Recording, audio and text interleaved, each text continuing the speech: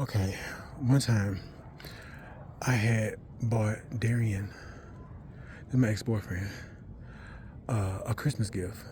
Okay, this was okay. I gotta set the whole scene. Shit. Okay. I was out of town doing some illegal shit to make money for Christmas. I was driving back to Columbia, South Carolina. Darian was in Atlanta at the time.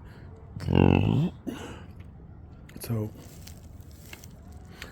So he was going to, I was going to meet him in Atlanta, and then I was going to follow him in my car back to Columbia, South Carolina.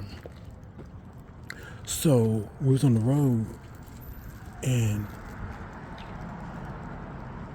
I met up with him, and we was in between Augusta and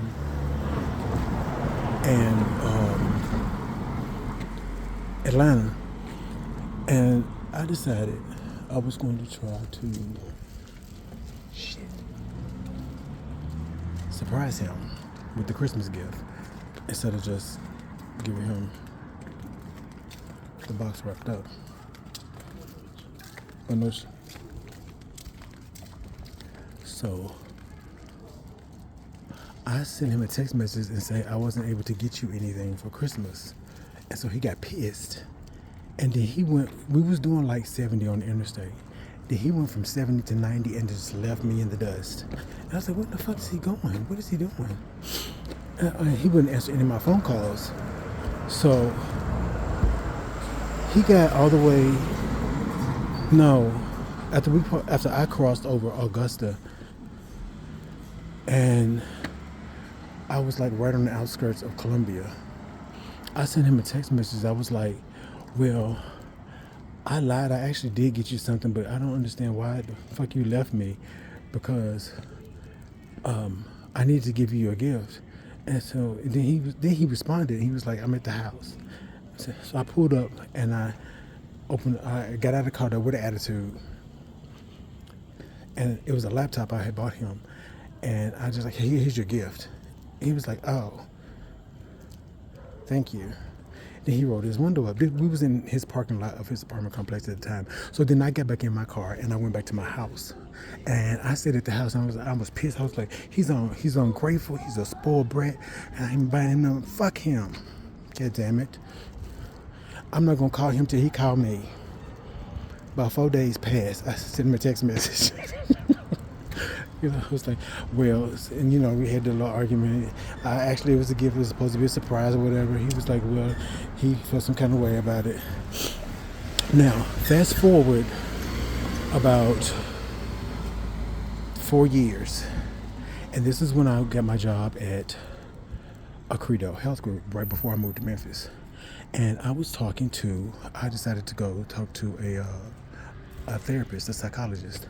And she was like, well, tell me one of the situations that you've been, struggling with internally. And so I explained to her that situation. She was like, and she told me that I was wrong because of the way I gave him the surprise for Christmas. I had wrapped the surprise in a lie. And that's the reason why his feelings were valid for being upset with me. She said, you can't surprise somebody and wrap it in a lie. That's not a surprise, especially for someone that you're supposed to be in a relationship with and you care about. And I was like, oh, okay. So I was wrong and he was right, according to what she had presented to me. So I got to twirling it around in my head over and over again over the next year or so. And I was like, well, what about one of the examples I came up with was a surprise birthday party. What if you throw a surprise birthday party for somebody? You got to lie to them to throw the surprise, but no, you don't actually. You don't have to lie to them to surprise them for a birthday party. So when would you have to lie to somebody to surprise them and it'll be okay? And what she told me in the meeting is actually you should never have to lie to somebody that you love in order to surprise them. You can surprise them without the lie. The lie is not necessary. But a lot of people that I have talked to over the years